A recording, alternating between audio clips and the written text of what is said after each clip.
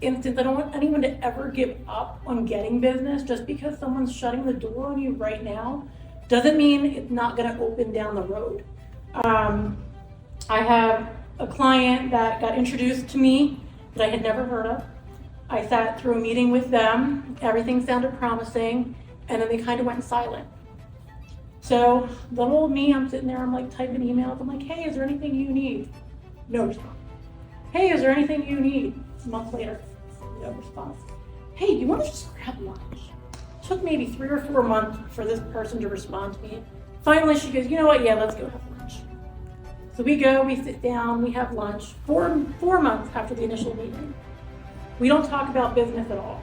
We talk about the gym, we talk about kids, we talk about anything but really I want to do. Talked about how we feel about how we treat our clients, what our work ethic is, and what we want to deliver.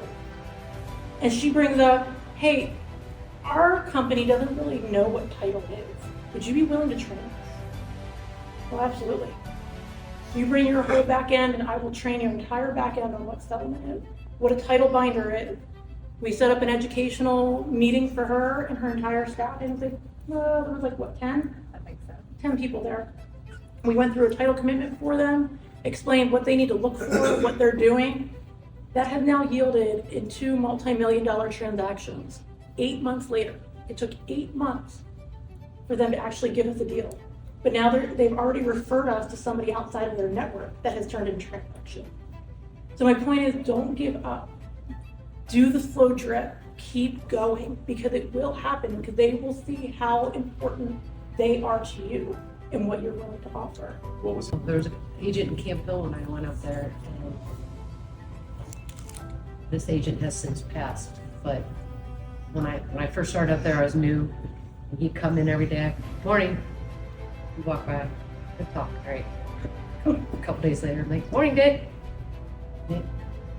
Or right hand to God, 1.5 years. He didn't smell me, look at me, talk to me, anything. He was standing at the copier one day. And of course, I was like, and it was, he umpired for Little League Baseball. Ooh, baseball. Sports. I don't know much about much, but started talking. 1.5 years later, he did maybe two to 4 a year. Because I made that relationship with him. He used me until he retired, and then, he was not nice at first and wanted nothing, would not talk to me or do anything. It's the same thing she said. It doesn't have to be hard. It doesn't have to be I have to take someone out to lunch. I have an agent, I was told I would never get their business. I won't forget this. I was told I would never get their business because the leader of their team said no. I started talking to the leader of the team.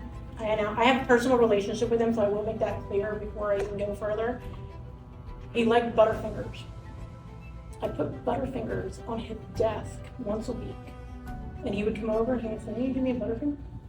Give you Butterfinger.